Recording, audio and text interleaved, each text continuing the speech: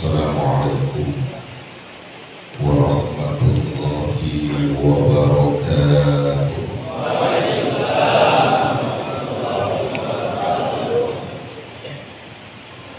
Bismillahirrahmanirrahim. Alhamdulillahi wa kafa, wassalamuhu ala ibadihi alladziina astafa, wa ala alihi wa ashabihi ahli sidqi wal wafa. Qala subhanaka la ilma lana illa ma 'allamtana innaka antal alimul hakim. La haula wa la quwwata illa billahil aliyyil azim. Qala rabbi shrah li sadri wa yassir li amri wahlul 'uqdatam min lisani yafqahu qawli. Amma ba'd, para ulama yang saya muliakan, segenap para asatidz, mohon maaf kalau tidak saya sebutkan satu persatu, namun insya Allah tidak mengurangi rasa kasih dan hormat saya. Kita doakan semoga segenap para guru-guru kita selalu diberi sehat oleh Allah Subhanahu wa Ta'ala dan ilmunya manfaat buat kita semua. Seluruh pengurus gabungan sholat subuh FG3S MS3G,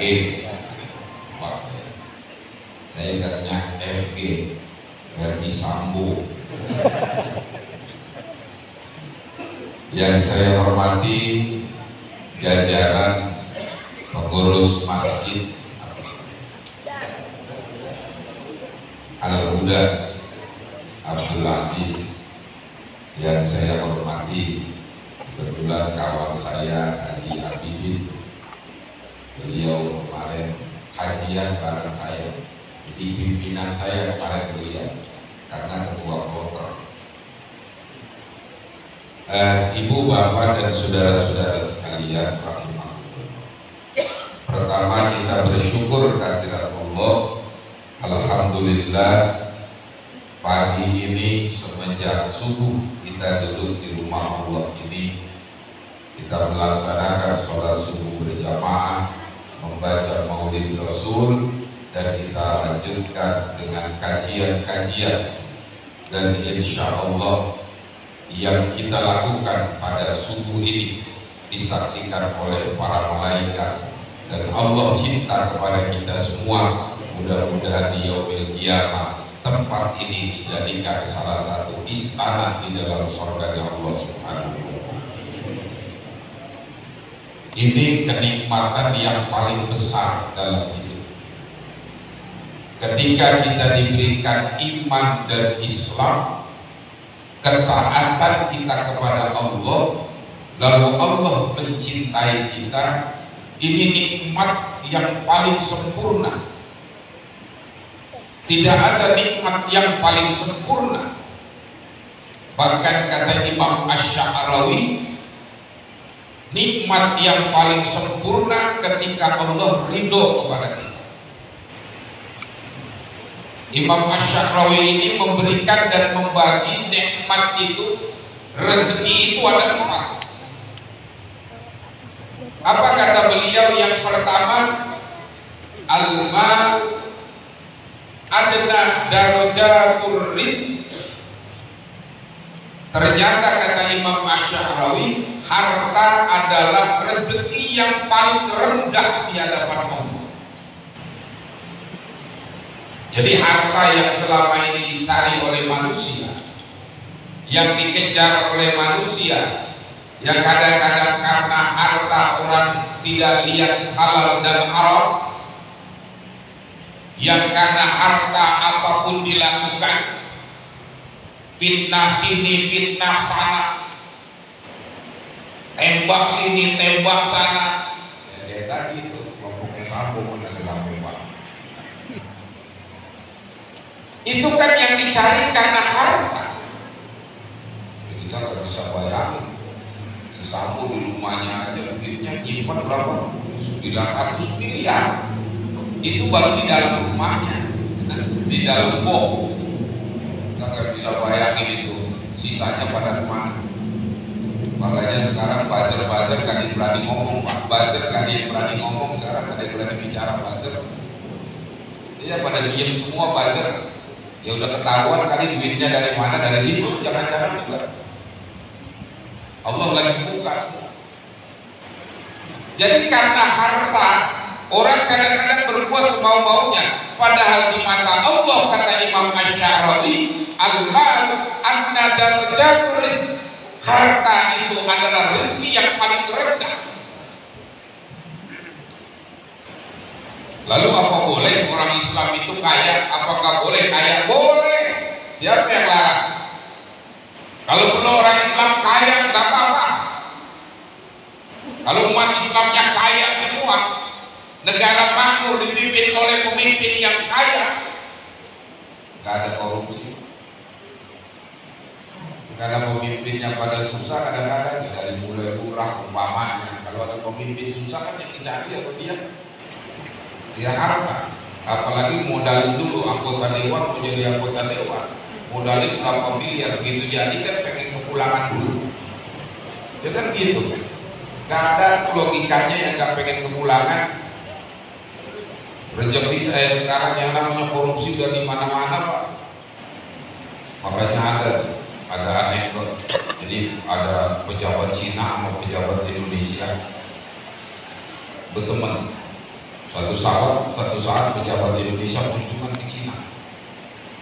Begitu selesai dia kunjungan, diajak main, namanya udah kawan nih sama pejabat Cina, pejabat Indonesia, ayo main ke rumah saya. Begitu main ke rumah pejabat Cina, kaget dia, rumahnya mewah kayak istana. Hebat kamu, rumah kamu ini kayak istana, kata pejabat Indonesia sama pejabat Cina. Rumah kamu begitu mewah, enak jadi pejabat di Cina ini, banyak duitnya. Kata pejabat Cina, jangan ngomong dulu, naik ke balkon lantai 3, diajak ke atas lantai 3. Begitu lihat di belakang, ternyata itu ada proyek pembangunan jembatan karena ada kali yang luas.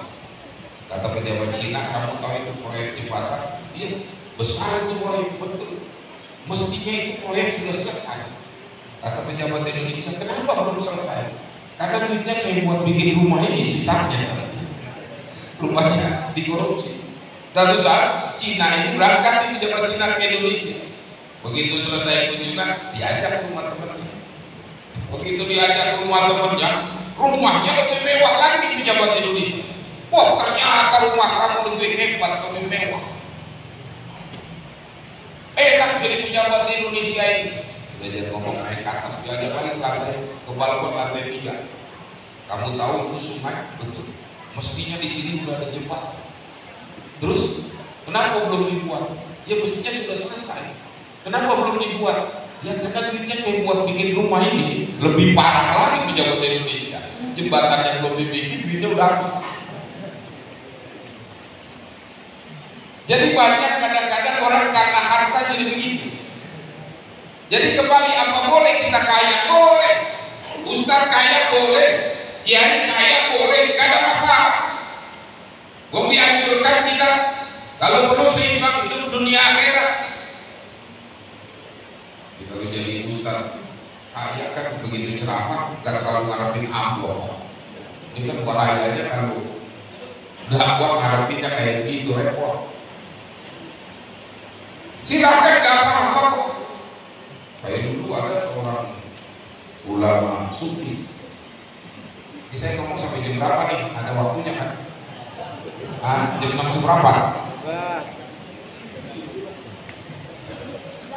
Ada seorang sufi, seorang yang zuhud. Dia ngajar, muridnya banyak. Tapi orang zuhud ini ternyata kaya raya. Rumahnya mewah, mobilnya mewah, hidupnya kelihatannya wah, alam jabat sama dia. Tapi yang diajarin kezuhudan sama murid-muridnya, jangan kamu terpengaruh dengan dunia, jangan kamu sampai lalai ibadah karena macam-macam tentang kezuhudan. Jadi muridnya bingung, Ini guru ngajarinnya zuhud tapi dia hidupnya kaya raya. Ya namanya murid mau nanya sama guru kurang tapi berani, mau nanya gak enak. Ada juga sih yang murid nyeleneh juga satu nanya, Tuan Guru mohon maaf ada apa? Saya mau tanya Tuan Guru. Tanya apa? Tuan Guru selalu mengajarkan kami hidup zuhud, jangan terlalu kejar dunia dan lain sebagainya. Tapi kenapa Tuan Guru hidup begitu mewah, hidup kaya raya, kendaraannya juga mewah? Kenapa Tuan Guru melakukan itu?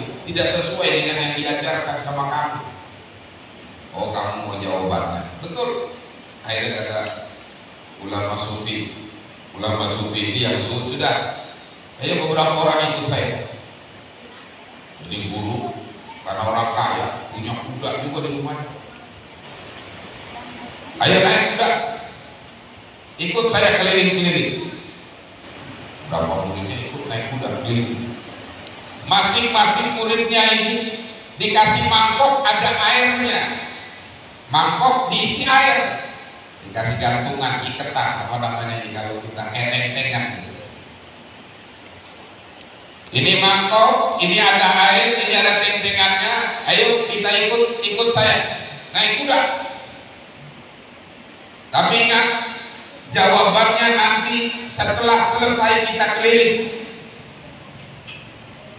Dan satu yang saya amanatkan, jangan sampai air yang di mangkok ini tumpah, jatuh. Kamu harus hati-hati.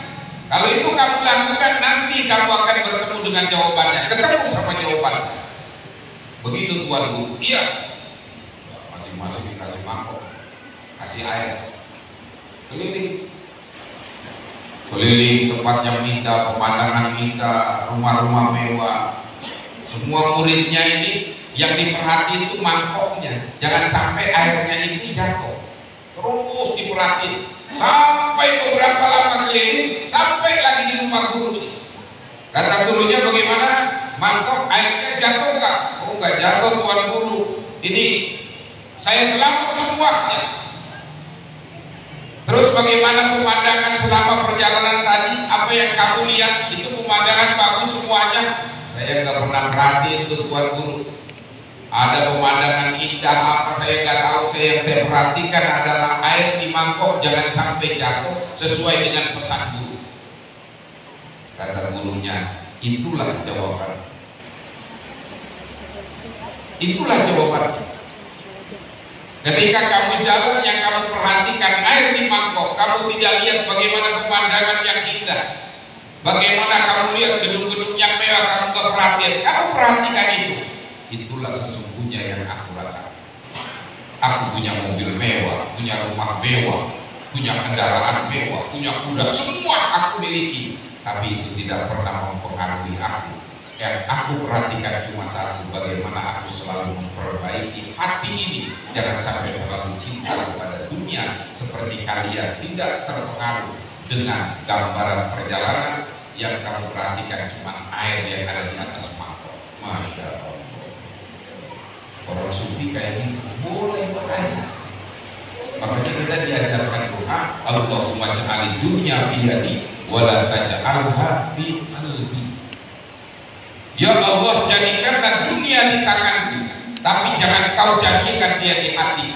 Karena ketika dunia di tangan kita, maka kita akan salurkan ke orang lain. Tapi kalau dunia dalam hati kita jadi orang yang kulit, beda. Boleh kita kaya, cuma jangan sampai kita dibudaki oleh kekayaan. Kita tahu di Banjarmasin ada wali min auliyaillah, di antaranya guru sekumpul. Mungkin kalau kita udah nikah ke Kalimantan, Guru Jaini itu terkenal dengan guru sekumpul. Beliau itu ulama besar, di antara wali min auliyaillah. Beliau kaya raya. Ya mungkin di sana satu-satunya seorang ulama yang punya rumah, rumahnya pakai lift. Rumahnya pakai lift. Itu kalau tamu-tamu datang ke rumah beliau itu, beliau tahu mana orang yang punya, mana orang yang nggak punya, mana musafir, mana bukan.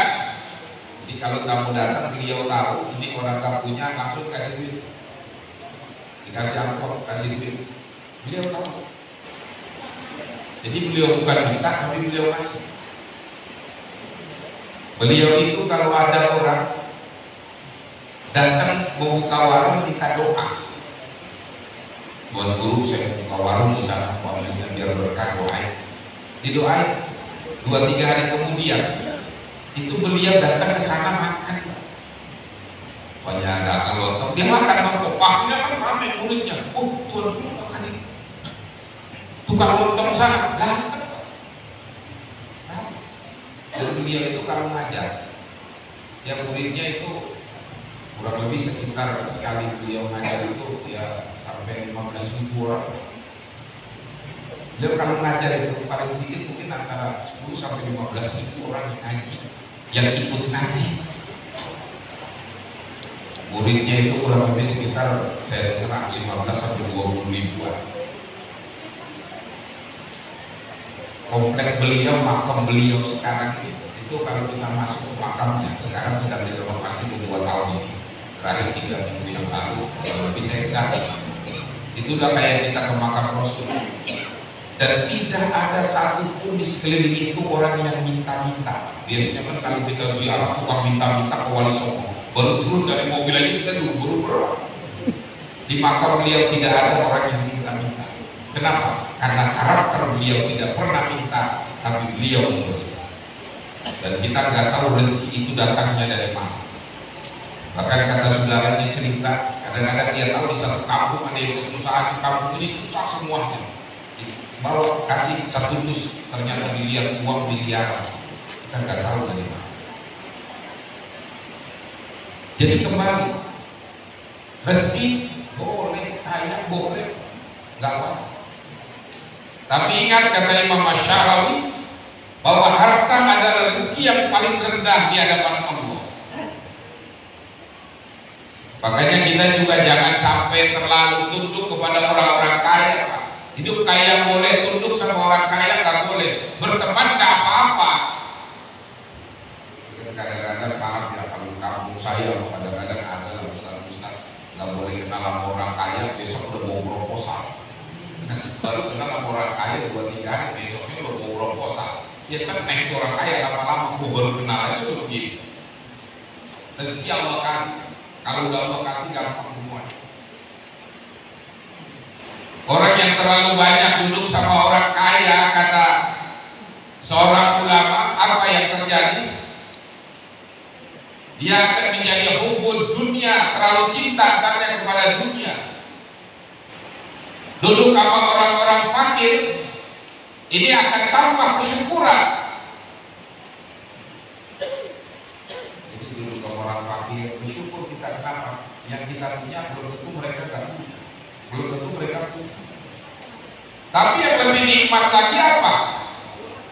Wa man jalasa ma'a shalihin izdada rabbatan ta'ah. Siapa orang yang duduk dengan orang-orang saleh, maka akan bertambah kecintaan kepada taat kepada Allah Subhanahu wa taala. Duduk sama orang saleh enak. Wa man jalasa ma'al 'alim izdada Allahu al-'ilm wal 'amal. Orang yang banyak duduk sama orang-orang yang alim, maka akan bertambah amalnya, bertambah ilmu dan amal. Dulu sama ustaz ngobrol sama ustaz itu minimal kita dapat ilmu, minimal kita akan dapat ilmu. Dan itu yang harus kita kejar dalam hidup ini. Makanya kembali kita, bagaimana sekarang dalam hidup ini kita menata hati. Lalu yang kedua kata Imam Asy'arawi, al-afiyah a'la darajatur rizq. Sehat lahir batin kata beliau, ini rezeki yang paling tinggi. Lahir batin kita sehat, ini rezeki yang paling tinggi. Kenapa? Badan kita sehat, duit ada, iman ada, makan juga enak. Kan begitu. Ini kita kalau lagi masih muda nih, badan sehat, rezeki ada, uang ada. Kita dekat juga sama ulama, enak. Maulid Nabi makan nasi kembuli udah enak aja udah. Nikmat. Kita Kita masih muda. Coba kalau kita udah tua, kan udah mulai Allah kurangi. Wa man nu'ammirhu nunaqqisu fil khalq. Jadi kalau kita yang udah pada tua, nggak usah pada suka apa nyeselin diri, jangan. Ya emang udah waktunya. Jangan kayak aki-aki di sono, aki-aki ngoceh mulu ngomong. Zaman sekarang hidup gak enak, makan aja udah gak ada yang enak. Makanan apa kalau sekarang udah gak enak? Gak kayak zaman gua dulu semua makanan enak. Iya kok, lu dulu masih muda, kalau sekarang udah tua. Apa yang enak dimakan? Ya kita masih bersyukur Pak, dikasih umur di atas 50 tahun, masuk 60 tahun. Allah kasih tanda mulai dengan tubuhnya kuat, jenggot mulai putih, kepala mulai putih. Alhamdulillah dikasih tanda sama Allah. Udah deket, malam mau tidur kaki pada meluap, apa meluap? Meluap apa sama ya? Dia pada meluap gitu. Kaki kanan bikin kaki kiri, rapi kaki kiri bikin kaki kanan. Itu udah meluap namanya. Itu udah mulai tua tuh. Israel begitu malam udah mulai pusat-pusat kaki kita tuh. Lo udah mulai tua lo ya. Lo jangan suka nongkrong di mana-mana, jangan suka jalan mulu. Masih bersyukur kita dikasih tanda. Daripada anak muda bawa mobil tahu-tahu lewat, gak ada tanda-tandanya. Kita masih tua, masih bersyukur. Allahul ladzi khalaqakum min dhafin, tsumma ja'ala min ba'di dhafin quwwatan, wa ja'ala min ba'di quwwatin dhafan wa syaiban. Allah ciptakan kita pertama lemah, lahir lemah, gak ngerti apa-apa, cuma bisa nangis. Habis itu kuat, gagah, jadi anak muda. Setelah gagah, lemah lagi, lalu tua, selesai. Makanya anak muda mumpung masih gagah, ibadah terus. Badan jangan suka dimacem-macemin. Biar orang kampung pada takut, badan dikasih tato. Iya masih muda orang pada takut. Kan kalau umur dari 50 tahun, udah punya cucu, begitu lewat kampung nggak pakai kaos, tatonya kelihatan. Tatonya tato anak gadis tadi. Kata orang ini, kok lagunya teknik banget deh. Setelah kuat lemah kita. Coba umur masuk kira-kira kalau udah 50 tahun ke atas. Jangan 50 tahun, anak sekarang 40 tahun aja penyakit udah mulai datang. Diri lama, kaki kesemutan, duduk lama, pinggang pegel, sujud lama, malah kelihatan. Udah mulai datang. Jadi udah wajar. Kalau masa kita di saya kalau bapak udah di atas 50, ya udah wajar. Udah ceramah udah mulai duduk, kenapa? Karena kan udah berdiri, kaki udah mulai tapi kuat, ya wajar. Gak ada masalah, memang itu.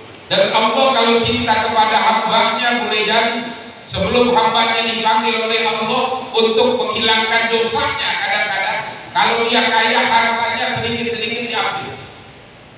Kalau dia sehat boleh jadi dikasih sakit. Dia sabar menerima ujian cobaan, dosanya diambil pelan-pelan dari sakit itu. Begitu selesai baru diambil. Dan Allah cinta kepada hambanya begitu menghadap hambanya dalam keadaan bersih, dalam keadaan bersih. Jadi sehat itu nikmatnya tertinggi. Sholatul abna, kata Imam Asy-Syarawi yang ketiga, sholatul abna min anwa'i afdal anwa'i rizq.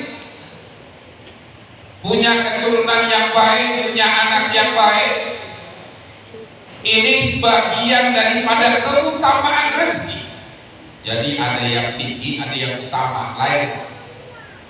Kalau utama dimuliakan sama orang tinggi atau orang terkenal lain, orang mulia dengan orang terkenal lain.